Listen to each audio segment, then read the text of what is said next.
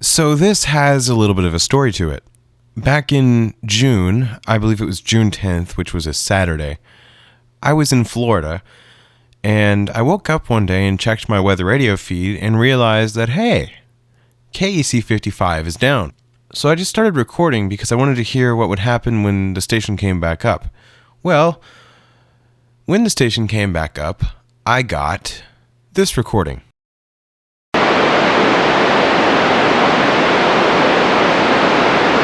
6.227. Into Sunday morning. Low, intermittent thunderstorm chances will continue Sunday evening through early Wednesday, primarily along... Now, one of my friends told me that it was an IP address. Another person told me that it was a firmware version of like some sort of modem in the wireless transmitter. Well, a few months later, actually in September, I finally got an answer to that question. And it turns out that what we were hearing was an IP address. And so I'll play that for you here.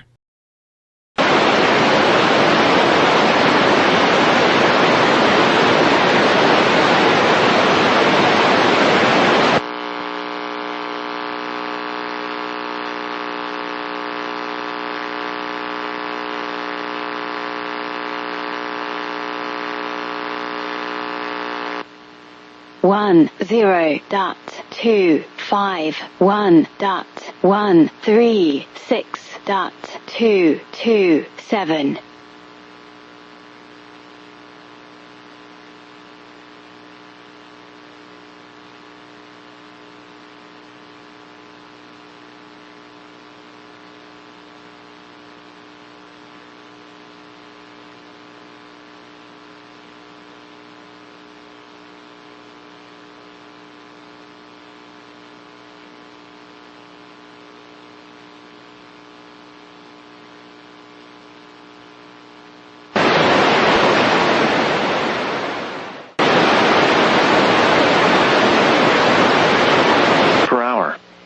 Hazard, 60 miles per hour wind gusts.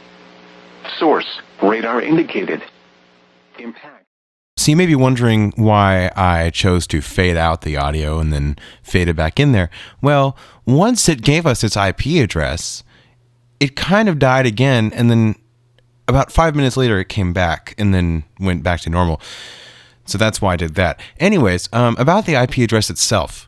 So in computer terms, there are some IP addresses that are publicly routable, and then there are some that are not.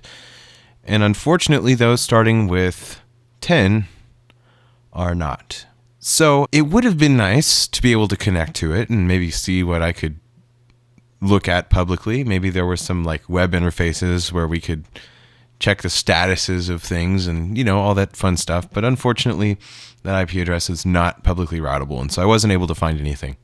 I assume the Weather Service has some sort of private network where they connect all the transmitters through or something, or at least the Fort Worth office. I'm not entirely sure how everything there works.